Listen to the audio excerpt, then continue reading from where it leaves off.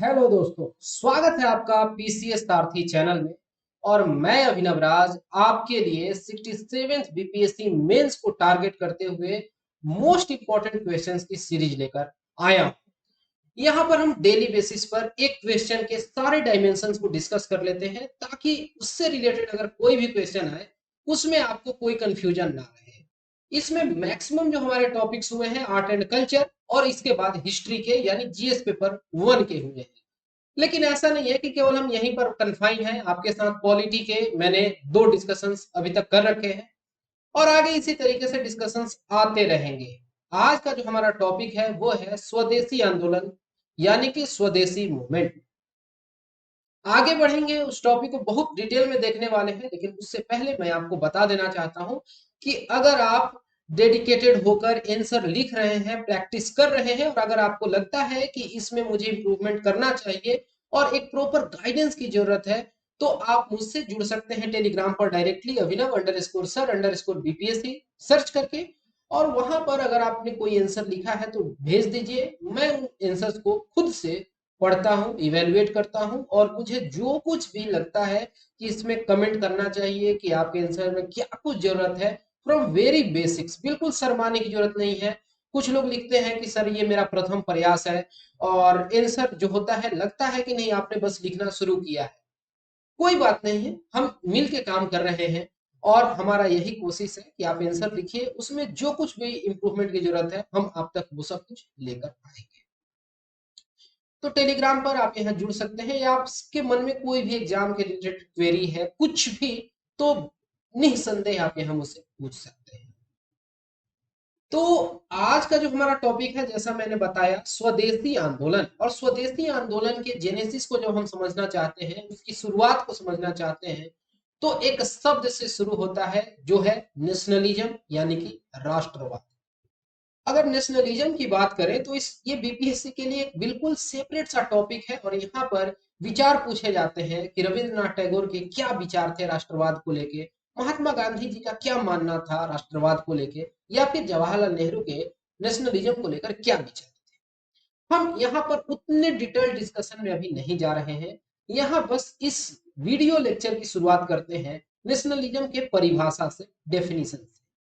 Nationalism जो है एक तरीके की विचारधारा है, एक तरीके की आइडियोलॉजी है जो फोकस करती है, इम्फेसाइज करती है लॉयल्टी को लेके, डिवोशन को लेके, या कह ले कि किसी भी तरीके का, अगर आप कहते हैं कि आपकी निष्ठा है अपने देश के प्रति, तो उस पर वो फोकस करती है, जोर देती है। किसी नेशन को लेके या कोई नेशन स्टेट हो सकता है, और इस तरीके से कहते हैं कि हमारा या किसी जगह के लोगों का दायित्व होना चाहिए या होता है। ठीक है, इंडिया में भी नेशनलिज्म की फीलिंग्स रही हैं हमेशा से। लेकिन देखिए यहाँ पर आपको समझने की जरूरत है कि पहले क्या है कि इंडिया का जो अवधारणा है कुछ इस रूप में नहीं था जो कि आजादी के बाद हम देखते हैं।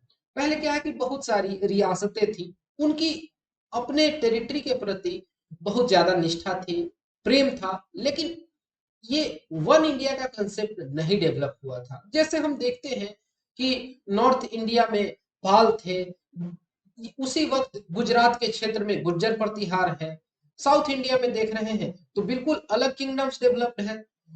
तो अलग अलग समय पर अलग अलग राज राजाओं की टेरिटरी रही है और वो एक तरीके का स्टेटहुड का कंसेप्ट नहीं था इस तरीके का जैसा कि आज है। ये सोचने वाली बात है। ठीक है, तो हम कह सकते हैं कि राष्ट्रवाद एक विचारधारा है जो किसी राष्ट्र या राष्ट्र राज्य के प्रति निष्ठा, भक्ति या इस तरीके के भावनाओं पर जोर देती है और ये मानती है कि ऐसे दायित्व अन्य व्यक्ति या समूह के हितों से अधिक है। ठीक है, यानी इस देश में इससे बढ़ के कुछ नहीं होना चाहिए। बहुत बार क्या होता है कि इसका जो एक्सट्रीमिज्म होता है वो बैड स्टेप ले लेता है, जिसको जिंगोइज्म वगैरह कहते हैं। लेकिन वो हमारा अभी का डिस्कशन नहीं है। हम नेशनलिज्म के एक रॉ डिफिनेशन से शुरू कर रहे हैं। अब देखिए, अगर हम बात करें कि राष्ट्रवाद का उदय हमारे देश में, भारत में कब देखने को मिलता है, तो बात होगी 19th सेंचुरी की, 19वीं सदी की, जब ये कंसेप्ट है नेशनल आइडेंटिटी का, यानी राष्ट्रीय पहचान या राष्ट्रीय जो चेतना है ये जागती है, इमर्ज होती है, इसका उदय होता है। और यहाँ पर देखिए मैं आपके सामने दो भारत माँ के वीर सपूतों की इमेज पेस्ट कर रहा हूँ। लेफ्ट साइड में है खुदीराम बोस और राइट साइड में है प्रफुल्ल चक्र। इन दोनों ने इंडिविजुअल लेवल पर राष्ट्रवाद का जो बेस्ट एग्जाम्पल हो सकता था, इंडिविजुअल हीरोइक एक्टिविटी करके दिखाया। और जो किंग्सफोर्ड के व्हीकल पर अटैक करने की बात थी, हालांकि वो हो नहीं पाया, जिसके कारण आगे चल के इन पर ट्रायल भी हुआ और इनमें से एक व्यक्ति ने खुद को मार भी लिया, सुसाइड कर लिया था। काफी कम एज था खुदीराम बोस जी का, 18 वर्ष 8 महीना और 8 दिन।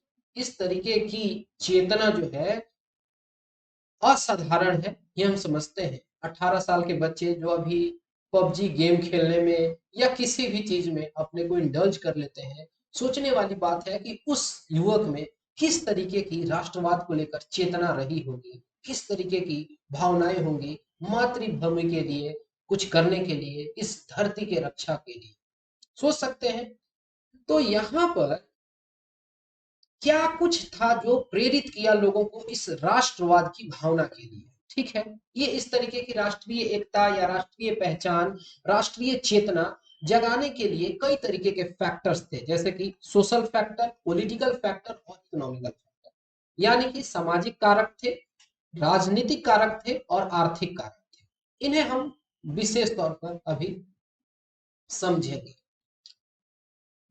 तो यहाँ पर हमें ये भी समझ लेना जरूरी है कि राष्ट्रवाद जो है उसके बढ़ने के कारक क्या थे। ये तो हम जान गए मोटे तौर पर कि ठीक है, आर्थिक कारण है, सामाजिक कारण है और राजनीतिक कारण। लेकिन वन बाय वन करके हम चीजों को देखते हैं। तो देखिए यहाँ पर इस पिरामिड को देखिए। जो ब्रिटिशर्स थे उस समय, जो कुछ उनकी पॉलिसीज थी, उसी के वजह से लोगों के मन में इस तरीके की चेतना जाग रही थी। क्योंकि लोगों को ब्रिटिशर्स का असली जो नियत है, इरादा जो है वो समझ आ गया था। ब्रिटिश इरादों का पहचान गए थे, उसकी पहचान हो गई थी कि आखिर ब्रिटिशर्स चाह क्या रहे हैं, जो कि फुट डालो राज करो की नीति पर है। यहाँ पर हमारा जो भी ड्रेन है, जो भी वेल्थ है, उसको ड्रेन करने में लगे हुए हैं, हमारे धन को बहा के अपने देश में ले जा रहे हैं और हमें ही ये लोग पिछड़े हुए बता रहे हैं। जो हमारा यहाँ का एजुकेशन सिस्टम था, जो अपने आप में काफी खास था, उन चीजों को ये खत्म करने में लगे हैं, डिटोरिएट कर रहे हैं और अपनी क्रिश्चियन मिशनरी जैसी चीजों को यहाँ पर हम लोगों पर थोप रहे हैं। किसान आंदोलन वगैरह हो रहे हैं, किसानों की बातों को नहीं सुना जा रहा है। जब हम पार्टिसिपेशन की बात करते हैं, अपनी वॉइस को रखते हैं, तो इस पर अंग्रेजों का एक बड़ा ही हैवी हैंडेड एटीट्यूड हमें देखने को मिलता है। तो ये सबको समझ आ रहा था, ऐसा नहीं है कि अब लोग नहीं समझ रहे थे। इस तरीके की जो चेतना है वो जाग गई थी। साथ ही साथ लोगों के मन में एक तरीके का कॉन्फिडेंस भी देखने को मिलता है, जो पहले कहीं ना कहीं लैकिंग था। और ये कॉन्फिडेंस कैसे आया? जब दुनिया भर में हम देख रहे हैं अलग अलग तरीके के एक्सपेरिमेंट्स, या जब हम देख रहे हैं कि यही के लोग हैं जो पढ़ लिख जा रहे हैं, वो पत्र पत्रिकाओं के माध्यम से लोगों को जागृत कर रहे हैं, तो लोग समझ पा रहे हैं कि अच्छा ऐसा होता है, इस तरीके का एग्जाम्पल है। या फिर जब हम अपने कह लें कि जो पुराने मूवमेंट्स हैं, स्ट्रगल्स हैं या हीरोज हैं, उनकी जब वीर गाथाओं को सुनते हैं, तो खुद ब खुद मन में श्रद्धा आ जाता है और कॉन्फिडेंस आ जाता है। और यहाँ ऐसा ही हो रहा था, जैसा कि हम देख पाते हैं। और इस वजह से लोगों के मन में कॉन्फिडेंस बढ़ रहा है। कॉन्फिडेंस बढ़ने का एक कारण होता है जागरूकता का। तो ये भी हो रहा था, जागरूकता तो बढ़ेगी ही जब लोगों के पास अलग अलग तरीके के कम्युनिकेशन वगैरह के दूरसंचार के माध्यम डेवलप हो रहे थे। लोग अधिक चीजों को देख पा रहे थे, समझ पा रहे थे। और यहाँ पर हम क्या देखते हैं कि जो भी ब्रिटिशर्स वगैरह के स्ट्रगल्स वगैरह थे, उनमें उनकी हार वगैरह कई बार दिखने लगी थी। ये था, अवेयरनेस था, या साथ ही साथ जो ग्रामीण क्षेत्र में अनएम्प्लॉयमेंट बढ़ रहा था और उसके वजह से पॉवर्टी बढ़ रही थी। साथ ही जो ये सब हम देख रहे थे कि इंडस्ट्रियल रेवोल्यूशन वगैरह हुआ, जिसके वजह से और लोगों को गरीबी में ढकेल दिया गया। जो यहाँ पर इस तरीके से कुछ हस्तकरघा उद्योग वगैरह से लोग जुड़े थे, उनके हाथ को एक तरीके से काट दिया गया। ये सब कुछ दिख रहा था और कुछ इंटरनेशनल इन्फ्लुएंस भी था, यानी कि यहाँ पर अंतरराष्ट्रीय कुछ प्रभाव थे। जैसे कि जो इंडियन नेशनलिस्ट थे वो इंस्पायर हो रहे थे अलग अलग जगहों के नेशनलिस्ट मूवमेंट से दुनिया भर में, जो कि जैसे आयरलैंड में हो रहा था, जापान में हो रहा था, टर्की में हो रहा था, पर्सिया में हो रहा था, चाइना में हो रहा था, जहां पर कि जो ये अब तक अवधारणा थी कि इन यूरोपियंस को हराया नहीं जा सकता है, ये हार नहीं सकते हैं, ये इनविंसिबल है, इस तरीके की जो अवधारणा है वो अब खत्म होने लगी थी। लोग समझ गए थे कि इन अंग्रेजों को भी हराया जा सकता है। और जो यहाँ पर लॉर्ड कर्जन की रूढ़िवादी नीतियां थी, जो इसकी कंजर्वेटिव पॉलिसीज थी, जहां पर कि हम देखते हैं कि कुछ ऐसे ऐसे इस व्यक्ति के द्वारा हरकत किए गए जो लोगों को झकझोर के रख दिया कि ये आदमी कितना हीन भावना से हम भारतीयों को देख रहा है और ऐसे ऐसे एक्ट ला रहा है ताकि हम और टूथलेस हो सके। जैसे कि इंडियन यूनिवर्सिटीज एक्ट या फिर कलकत्ता कॉरपोरेशन एक्ट लाता है, या फिर हम देखते हैं कि जो पार्टीशन ऑफ बंगाल का नौबत ये व्यक्ति ला देता है। तो ये है, तो जो स्वदेशी मूवमेंट है ये one of the most successful movement रहा है प्री गांधीयन एरा में, और ये आउटकम था पार्टीशन ऑफ बंगाल का। देखिए, यहाँ कर्जन जो है उसका पर्पस था कि फूट डालो, राज करो, सीधी बात है। वो चाह रहा था कि भाषाई आधार पर हम लोगों को बांट देंगे, और कहा गया कि एडमिनिस्ट्रेटिव पॉइंट ऑफ व्यू से हम बांट रहे हैं, लेकिन यहाँ पर भाषा के आधार पर, धर्म के आधार पर लोगों को बांटा जा रहा था। और इससे उसको ये लग रहा था कि जब ये छोटे छोटे टुकड़े में हो जाएंगे तो इन्हें कमांड करना आसान है, क्योंकि बंगाल जो है हमेशा से हॉटस्पॉट था नेशनलिज्म का।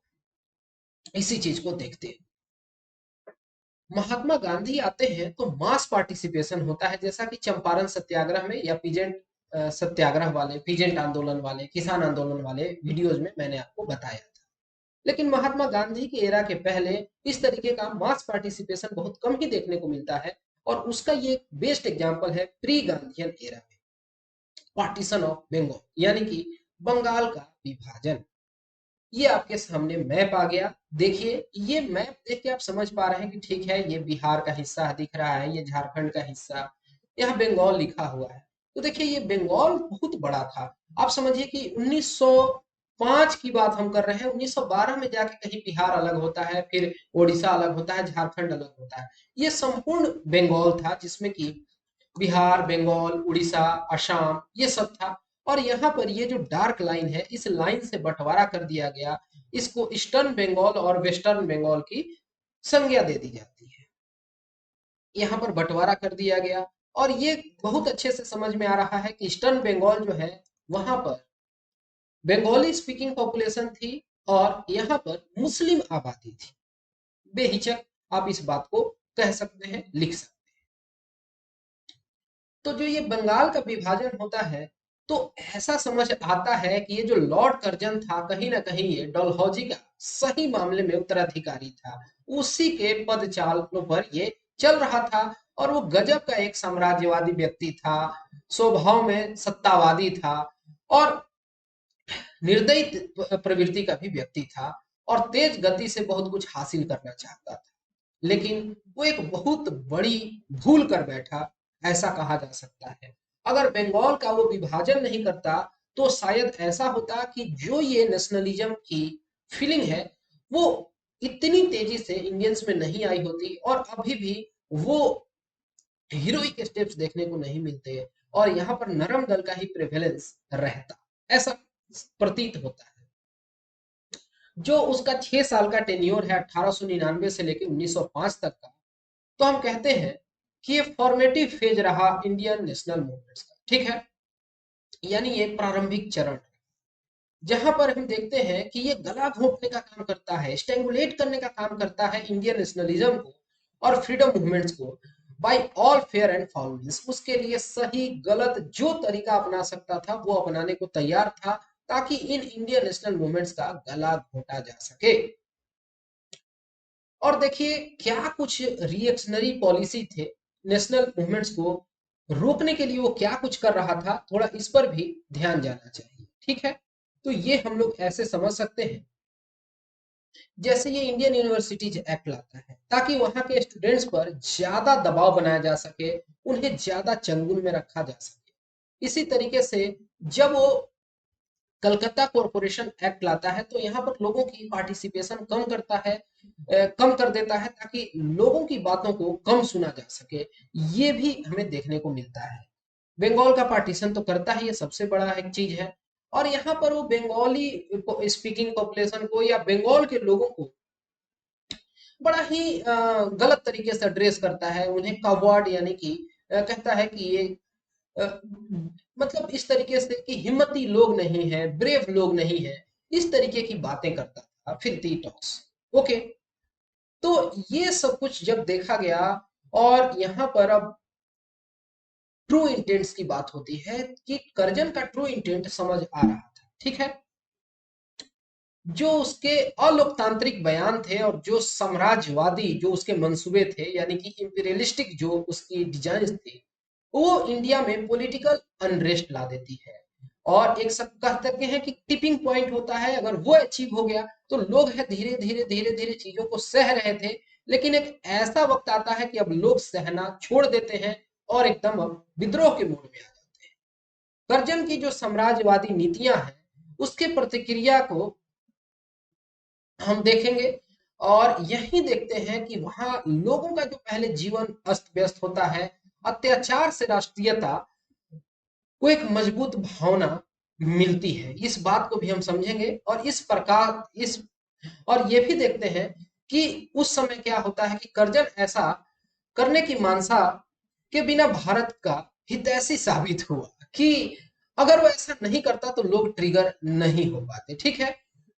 तो बंगाल के विभाजन के बाद ही स्वदेशी आंदोलन के रूप में भारत का पहला जन आंदोलन उभरता है। तो यहां से भी आप अपने आंसर का इंट्रो स्टार्ट कर सकते हैं कि अगर स्वदेशी आंदोलन पर लिखने को आता है।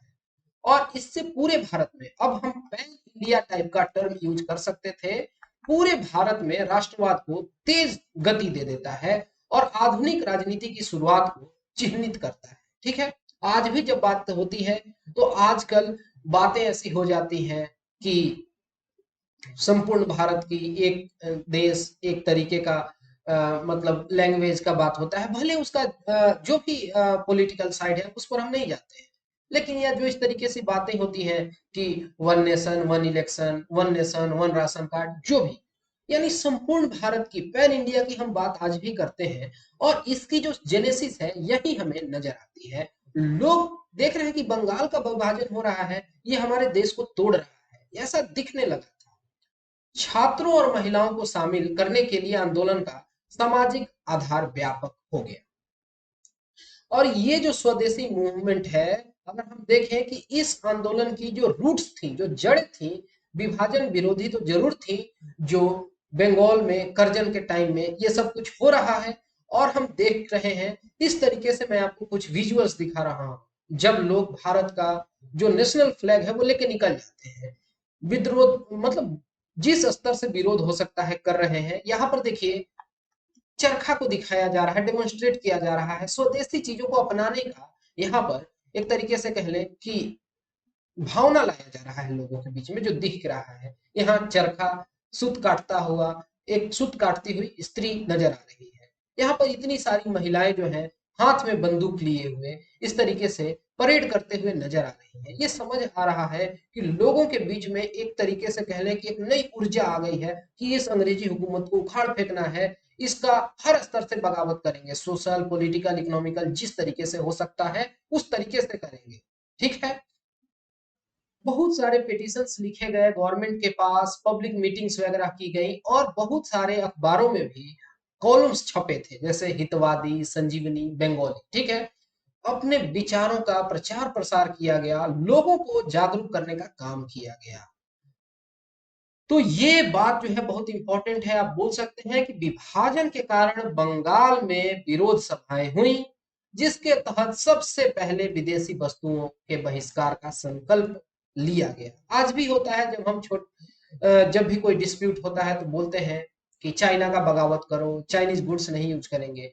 इसकी जेनेसिस आप समझ पा रहे हैं कि करीब 116-17 वर्ष पहले शुरू हुई, किस तरीके से विदेशी वस्तुओं का यहाँ बहिष्कार किया। ठीक है। और ये एक नए तरीके के डिबेट को जन्म देता है, जहां पर नरमपंथी और गरमपंथी टाइप का कंसेप्ट आ जाता है, नरम दल, गरम दल, और इसके बीच में फूट आ जाती है, विभाजन जन्म मिलता है, क्योंकि अब लोग कहने लगे थे कि केवल प्रार्थना करने से, मनावन करने से अब कुछ नहीं होने वाला है। यानी प्रेयर, प्रोटेस्ट, पेटिशन का अब जमाना चला गया। अब ऐसे काम नहीं चलेगा, अब अपनी बातों को मनवाना पड़ेगा। गरम दल यहाँ एक्टिव हो जाता है, और यहाँ पर अब बातें होने लगी कि अब अंग्रेजों को उखाड़ फेंकना है। यहाँ कांग्रेस में भी फूट हो जाता है, वो हम देखेंगे अभी। तो स्वदेशी मूवमेंट जो है, उनकी अगर घोषणा को हम समझना चाहें, तो अगस्त 1905 में कोलकाता टाउन हॉल में इसकी घोषणा की जाती है, और कहा गया कि मैनचेस्टर के जो कपड़े हैं, या जो लिवरपूल से नमक आ रहा है, उन सभी चीजों का बगावत करो, हम अपना नमक खुद बनाएंगे। और देखिए, जो महात्मा गांधी जी 1930 की जो बात है, जब नमक तैयार कर रहे हैं, समझ रहे हैं, तो ये नहीं है कि उस समय ही नमक का कंसेप्ट निकल के आया है, इस समय भी दादा भाई नौरोजी भी नमक पर लिखते हैं, और उस समय नमक का बगावत किया गया, अंग्रेजी नमक का, ठीक है। और लोग गलियों में वंदे मातरम गा रहे थे, सड़कों पे नंगे पांव चल रहे हैं वंदे मातरम गाते हुए, ठीक है। उसी समय रविंद्रनाथ ठाकुर जी के द्वारा अमर सोनार बांग्ला जो है, ये गीत लिखी जाती है और गाई जाती है। लोग है गंगा नदी में डुबकी लगाते हैं और एक दूसरे को राखी बांधते हैं, हिंदू मुस्लिम यूनिटी की बात करते हैं कि ये अंग्रेजी हुकूमत हमें तोड़ नहीं सकती है। एक ज्योग्राफिकल लाइन ड्रॉ कर दिया गया नक्शे पर, तो क्या हम हमेशा से एक हैं, एक रहेंगे, इस तरीके की जो भावनाएं हैं वो पनप रही थी। लोग एकता की बात कर रहे थे, और इसमें रविंद्रनाथ टैगोर का बहुत बड़ा रोल था। वो सड़क पर उतर आए थे, लोगों को एक साथ रहने की बातें कह रहे थे, प्रस्तुत कर रहे थे। पर ऐसा नहीं है कि ये मूवमेंट जो है केवल बंगाल में कन्फाइन होकर रह गया था, ये बंगाल में सीमित नहीं था। पैन इंडिया इसका जो है हमें एस्पेक्ट देखने को मिल रहा था, जैसे कि मद्रास में चिदम्बरम पिल्लई साहब, इसी तरीके से पूना और बंबई के क्षेत्र में बाल गंगाधर तिलक जी, दिल्ली सैयद हैदर रजा, और पंजाब जो है लाला लाजपत राय और अजीत सिंह। ये अजीत सिंह जो है वो सरदार भगत सिंह के चचा जी। तो ये आप बता सकते हैं कि स्वदेशी आंदोलन जो है केवल बंगाल में नहीं कन्फाइंड था, संपूर्ण भारत में, पैन इंडिया में था। और इस बात को आप बहुत अच्छे से इस तरीके से प्रस्तुत कर सकते हैं, रख सकते हैं।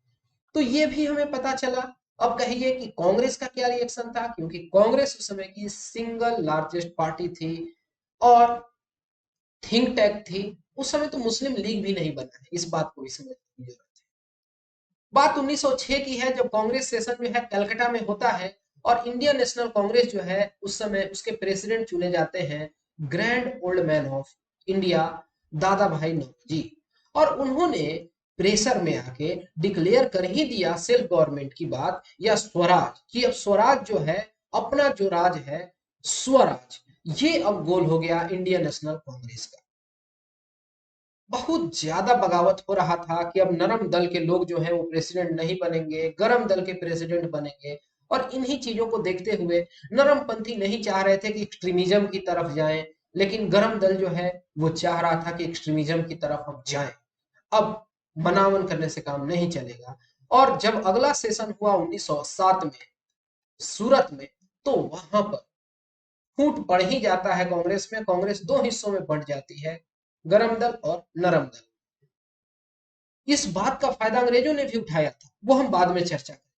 लेकिन यहाँ पर जो रेडिकल नेशनलिज्म जो है, कट्टरपंथी राष्ट्रवाद का जो उदय होता है, इसको कहते हैं कि वो युग था, एरा ऑफ पैशनेट नेशनलिज्म था, उत्साही राष्ट्रवादियों का युग था। और इसमें लाल बाल पाल तीन सबसे बड़े फिगर इमर्ज होते हैं, यानी लाला लाजपत राय, बाल गंगाधर तिलक और बिपिन चंद्र पाल। तीन कॉर्नर हो गए ट्रायंगल के, संपूर्ण भारत को ये कवर कर रहे हैं अपने इस तरीके के स्ट्रॉन्ग नेशनलिज्म वाले फीलिंग से, लोगों को कनेक्ट कर रहे हैं। इनके साथ और भी बहुत सारे प्रोमिनेंट फिगर्स आते हैं आगे चल के, जैसे अरविंदो घोष वगैरह। लेकिन लाल बाल पाल, इनका जो ये कह ले कि ये ट्रिपलेट रहता है, बड़ा ही खास रहता है।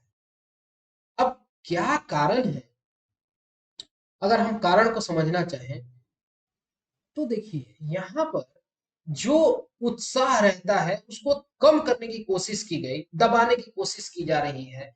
और आप कहेंगे कि क्या कारण है कि इस तरीके का रेडिकल नेशनलिज्म का उदय होता है, राइज होता है? तो बहुत ऑब्वियस से कारण थे कि आंदोलन को दबाने के लिए अंग्रेजों का हिंसक हुआ। जब लोग कहने लगे कि यहाँ पर लोग आपका बॉयकॉट कर रहे हैं, बगावत कर रहे हैं, बॉयकॉट जब कर रहे हैं, अंग्रेजी दुकानों को पिकेट कर रहे हैं, तब आप हैवी हैंडेड एटीट्यूड क्यों अपना रहे हैं? स्टूडेंट्स को इतनी लाठियां क्यों पड़ रही हैं? महिलाओं के ऊपर आप लाठी बरसा रहे हैं? आप इतने क्रूएल, इतने इनह्यूमन कैसे हो सकते हैं? जब शांति से अगर लोग आपके पास आ रहे हैं तब आप लाठी बरसा रहे हैं, इतने वायलेंट हो रहे हैं। दूसरा इसका कारण था नेशनलिज्म का, ये कह लें रेडिकल नेशनलिज्म के ग्रो होने का, वो पूर्वी बंगाल और पश्चिमी बंगाल की सरकारों की विभाजनकारी नीति कि बांट तो दिए और अब इसमें हिंदू अपीजमेंट, मुस्लिम अपीजमेंट में आप लग गए, इसी के लिए बंटवारा किया था। और तीसरा कि उदारवादी नेतृत्व वाले स्वदेशी आंदोलन का विफल। अब लोग कहने लगे कि जो नरम दल के आप नेता हैं जैसे भूमेश चंद्र बनर्जी जी या फिर दादा भाई नौरोजी, आप लोगों ने क्या कर लिया? आप 1885 से लेके अब तक तो यही कर रहे हैं। इन 20-22 वर्षों में क्या ही हो गया? कुछ नहीं हुआ। और ये तरीका सही नहीं है, मास को मोबिलाइज करना ही पड़ेगा। और अब प्रेयर, प्रोटेस्ट, पेटिशन से कुछ हासिल नहीं होगा, ये बात आप लोग जान लीजिए, मान लीजिए। तो ये कारण थे। और उसी समय एक बड़ा ही स्ट्रॉन्ग स्टेटमेंट आता है बाल गंगाधर तिलक जी के तरफ से कि स्वराज मेरा जन्म सिद्ध अधिकार है और मैं इसे लेकर रहूंगा, यानी हासिल करके। सेल्फ रूल की बात करते हैं स्वराज। अब स्वराज का जो इंटरप्रिटेशन है वो सबके लिए अलग अलग तरीके का हो सकता है, जरूरी नहीं है कि एक ही तरीके का। ठीक है, freedom is my birth right and I shall have it, इस तरीके की ये बात करते हैं। अगर यहाँ पर लोगों के पार्टिसिपेशन की बात कर ले तो हम देखते हैं कि महिलाओं का काफी एक्टिव पार्टिसिपेशन देखने को मिलता है। जो होम सेंटर्ड वुमेन्स थी वो घरों से निकल के अंग्रेजी हुकूमत का बगावत कर रही थी और खुद के बने वस्त्र पहन रहे थे, खुद के बनाए हुए अंग्रेजी कपड़ों को त्याग दिए, जला दिया गया। इसी तरीके से स्टूडेंट्स वगैरह जो थे स्कूल कॉलेज छोड़ देते हैं और सबसे एक्टिवली पार्टिसिपेट करते हैं। और ये स्टूडेंट्स का जो आंदोलन है बंगाल में, पूना में, महाराष्ट्र का जो हिस्सा हुआ या आंध्र का गुंटूर हो गया, मद्रास प्रेसिडेंसी में या फिर तमिलनाडु का जो सलेम का इलाका है, हर जगह देखने को मिला। ऐसा नहीं कि केवल बंगाल में। इसी तरीके से अब स्टूडेंट्स पर बड़े ही हैवी हैंडेड एटीट्यूड के साथ अंग्रेजी हुकूमत नजर आती है। जब भी कोई स्टूडेंट इस तरीके के प्रोटेस्ट में पाया जाता है उस पर फाइन लगाया जाता था, उसको एक्सपेल्ड कर दिया जाता था, पीटा जाता था, अरेस्ट कर लिया जाता था, या फिर हम देखते थे कि उसको डिस्क्वालीफाई कर दिया जाता था गवर्नमेंट जॉब्स वगैरह से और स्कॉलरशिप वगैरह से। लेकिन ये स्टूडेंट्स रुकने वाले कहाँ थे? और कहते हैं ना कि जो क्राइसिस है वो मदर होती है इन्वेंशन की या इस तरीके के डेवलपमेंट्स की। तो हम वो भी देखेंगे। इसी तरीके से अगर मुस्लिम कम्युनिटी की बात करें तो यहाँ पर कुछ मुस्लिम्स का एक्टिव पार्टिसिपेशन देखने को मिला। लेकिन हम क्या देखते हैं कि जो अपर और मिडिल क्लास मुस्लिम है वो आइसोलेटेड रहे और यहाँ पर कहीं ना कहीं मुस्लिम लीग का जो एक छोटा सा कंसेप्ट है वो आ चुका था। कहीं ना कहीं जो ईस्ट बंगाल का क्षेत्र है अब लोगों को लगने लगा था कि चलो अच्छा है, हमारी बातों को सुना जाएगा। इस तरीके की अगर भावना पनप रही है तो फिर वो नेशनलिज्म के लिए हेल्दी नहीं था। और आगे चल के हम देखते हैं कि एक सेपरेट नेशन भी बन जाता है, वो बहुत अलग बात हो गई। अगर पीजेंट्री की बात करें तो पीजेंट क्लास जो है वो डायरेक्टली इन्वॉल्व नहीं था, सपोर्ट जरूर कर रहा था। और भी लोग थे जैसे कि जो पूजा कराने वाले पुरोहित वगैरह थे, वो बोले कि अगर आप पूजा वगैरह में अंग्रेजी सरकारों के लाए गए प्रोडक्ट्स या विदेशी प्रोडक्ट लेकर आएंगे तो हम पूजा ही नहीं कराएंगे। नाई वगैरह मना कर दिया, कहा कि हम इस तरीके का कॉस्मेटिक प्रोडक्ट यूज नहीं करेंगे। इस तरीके से जिस स्तर पर धोबी का कहना था कि हम विदेशी कपड़ा धोएंगे नहीं, तो हर स्तर के, हर तबके के लोग जिस तरीके से बगावत कर सकते थे वो बगावत पर उतर चुके थे, और ये साफ साफ दिख रहा था। अगर हम इसके इम्पैक्ट की बात करें कि इसका क्या प्रभाव पड़ा, तो हम देख सकते हैं जो एकदम साफ साफ दिखने वाले पहलू थे कि यहाँ पर आयात में गिरावट, इंपोर्ट डिक्लाइन हो गया। सॉरी, 1905 से 8 के बीच में इंपोर्ट एकाएक डिक्लाइन हो जाता है। इसी तरीके से उग्रवाद, अब देखिए ये एक्सट्रीमिज्म जो है, ये उग्र, लोग उग्र हो रहे हैं, अंग्रेजों को भय हो रहा है, उनके लिए टेरर है, हमारे लिए तो ये नेशनलिज्म वाली भावना थी।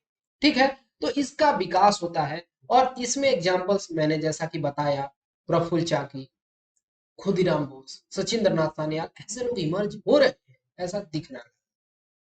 1909 में मॉर्ले मिंटो रिफॉर्म्स आते हैं।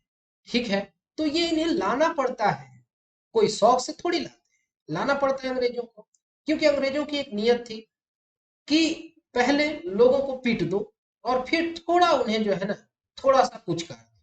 यही किया गया 1905 में, क्रैकडाउन किया गया 1909 में मोर्ले मिंटो। इसी तरीके से जब आगे चल के हम देखते हैं कि जलियांवाला बाग होता है, रोलेक्ट एक्ट वगैरह आता है, इतना सब कुछ हो रहा था, और इसके बाद मोन्टेगो चेम्सफोर्ड रिफॉर्म्स आता है। ऐसा ये हमेशा किया है अंग्रेजों ने, इसमें कुछ भी नया नहीं था, ये हम समझ गए। इसी तरीके से हमारे अब स्वदेशी संस्थान वगैरह खुलने लगे, जैसे कि रविंद्रनाथ ठाकुर के द्वारा शांति निकेतन की स्थापना की जाती है।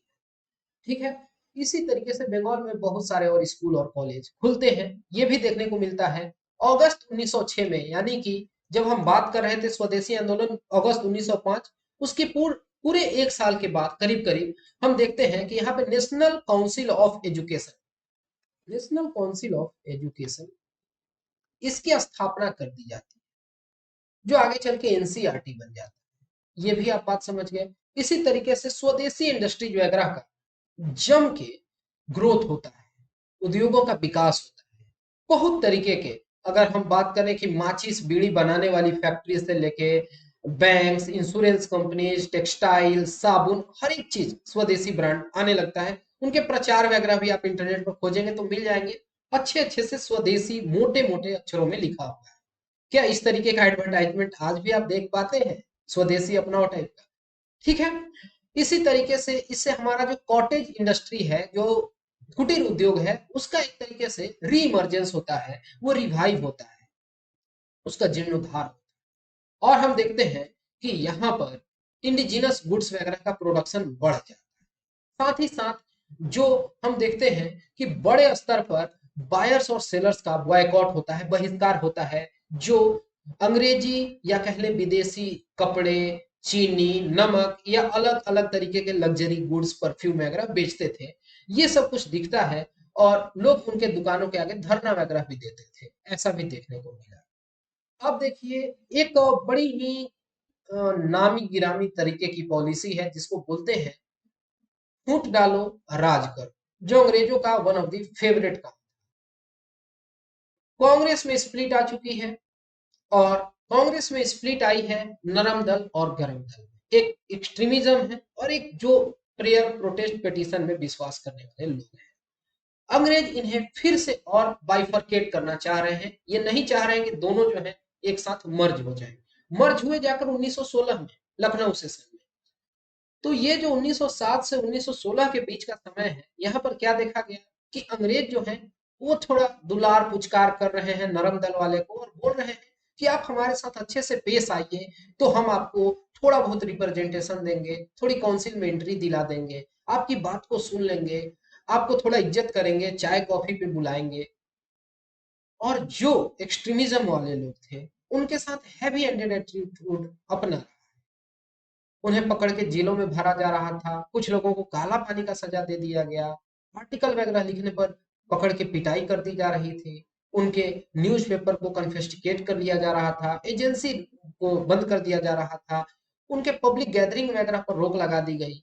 ये सब कुछ हमें देखने को मिलता है। आगे चल के हम देखते हैं कि तिलक साहब जो है, उनको म्यांमार के जेल में भेज दिया जाता है। ये सब कुछ जो है होता रहा है, कई बार हुआ। ठीक है, तो ये हमें देखने को मिलता है। यहाँ पर इस पॉलिसी को कहते हैं कैरेट एंड स्टिक की पॉलिसी। कैरेट एंड स्टिक, इसको आप मेंशन कर सकते हैं। जैसे इस तस्वीर को देखिए, ये घोड़ा या गधा जो भी है, इस पर एक व्यक्ति बैठा है और इस तरीके से एक छड़ी में एक गाजर को लटका दिया है।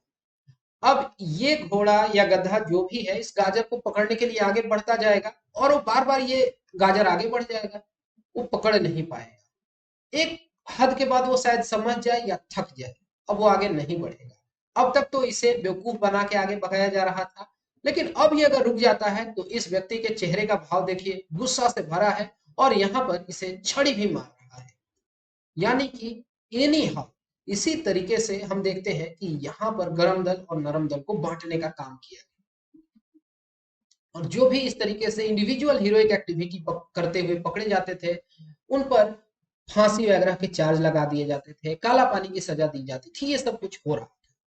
तो गवर्नमेंट का रिप्रेशन हम देखते हैं कि गवर्नमेंट जो है काफी वायलेंट होके रिप्रेस करती है। अब कोई कितना दिन तक अपना स्कूल कॉलेज छोड़े, ये भी बात है। स्टूडेंट्स भी एक हद के बाद थक गए और किसी भी मोमेंट को आप बहुत लंबे समय तक बहुत हाई टेम्पो पर नहीं रख सकते, इस तरीके से वो सप्रेस हो। Absence of leaders and organisation, क्योंकि नरम दल वाले तो पहले ही मास मूवमेंट्स को नहीं सपोर्ट कर रहे थे और जो भी गरम दल के लोग थे उन्हें जेलों में भर दिया गया। तो यहाँ पर हम देखते हैं कि कहीं ना कहीं यहाँ पर मास के लिए मूवमेंट को कंटिन्यू रखना मुश्किल हो गया, क्योंकि वो लीडरलेस हो गया था, डायरेक्शनलेस हो गया था। इसी तरीके से जो आंतरिक कन्फ्लिक्ट बढ़ गए थे, आंतरिक जो संघर्ष है बढ़ गए थे, जो हम देखते हैं आइडियोलॉजी को लेकर, विचारों को लेकर कांग्रेस के अंदर ही इस तरीके के डेवलपमेंट्स। और लिमिटेड एक्सटेंट है, केवल अपर और मिडिल क्लास जो है उन्हीं तक कन्फाइंड था, क्योंकि पीजेंट्स तक, किसानों तक नहीं पहुंच सका। किसानों का अलग मसला था साहब, किसान जो थे वो जमींदार से त्रस्त थे, वो इंपीरियलिज्म का मतलब ही नहीं समझ रहे थे। ना उनके लिए हिंदू मुस्लिम कुछ था, वो तो साथ हमेशा से रहे हैं। उनके जिसके लिए रोटी का सवाल है, वो गेहूं का खेती सोचेगा ना, वो गुलाब की खेती नहीं कर सकता है। उसी तरीके का ये बात है। यही सब हुआ और ग्रेजुअली हम देखते हैं कि स्वदेशी आंदोलन जो है वो ठंडा पड़ गया।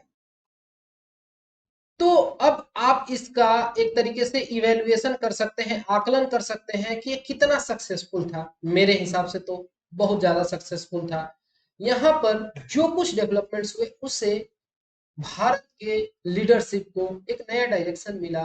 लोगों ने अपनी शक्ति को पहली बार समझा था। यहाँ पर हमारे सामने एक नए तरीके का लीडरशिप आया, लाल बाल पाल आए, या फिर जिस तरीके से इमरजेंस होता है रविंद्रनाथ ठाकुर का, वो पहली बार इस तरीके से लोगों के बीच में नजर आते हैं। ये सब कुछ हो रहा था। जिस तरीके से इकोनॉमिकल ग्राउंड पर हम देखते हैं कि बहुत सारे इंडियन इंडस्ट्रीज का डेवलपमेंट होता है, ये सब कुछ बहुत अच्छा डेवलपमेंट हुआ। एजुकेशन के क्षेत्र में शांति निकेतन खुल रहा है, वो उस समय जो कुछ डेवलपमेंट हुआ जिसका देन है कि एनसीईआरटी आज हमारे पास। इस तरीके के बहुत मेजर मेजर डेवलपमेंट्स हम कह सकते हैं। या जो एक अभी अगर हम पॉलिटिकल पॉइंट ऑफ व्यू से भी समझना चाहें, तो जो उस समय बॉयकॉट वगैरह की चीजों को हमने देखा था, तो देखिए जैसे अभी ये हाल फिलहाल का पोस्टर लग रहा है जिसमें लिखा हुआ है कि protect India, protest Chinese goods. ये आप समझ रहे हैं कि उस समय भी कुछ इसी तरीके का मतलब कुछ पोस्टर वाला काम हो रहा था, ये यहाँ पर हम देख रहे हैं। ओके, ये इस तरीके से यहाँ पर नेशनल फ्लैग के साथ लोग निकल पड़े हैं, कुछ वैसा ही यहाँ पर है। और जो अभी हमारी करंट लीडरशिप है, और जब उनके द्वारा आत्मनिर्भर भारत की बात की जाती है, तो होलिस्टिक मैनर में चीजों को अगर समझना चाहे, तो यहाँ पर कोई लाठी डंडा लेकर रोड पे नहीं आ रहा है।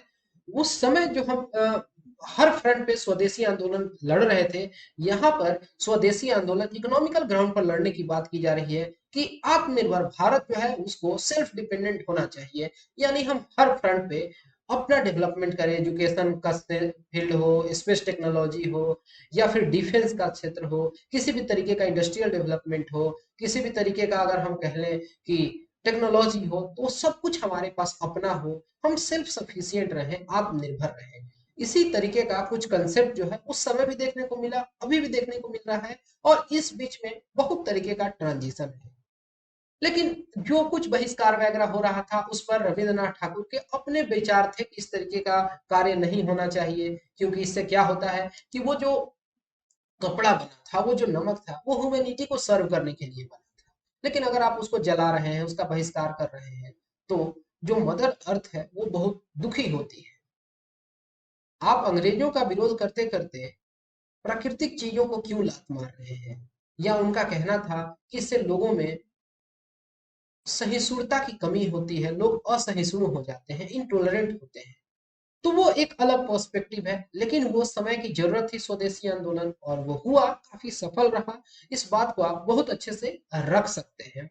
और इस तरीके से ये टॉपिक कंप्लीट हो गया। मुझे समझ आ रहा है कि आप इस पर एक बेहतर आंसर लिख सकते हैं। अगर आप लिखते हैं तो लिख के मुझे टेलीग्राम पर यहाँ भेज दीजिए, मैं आपके आंसर्स को इवेलुएट करूंगा।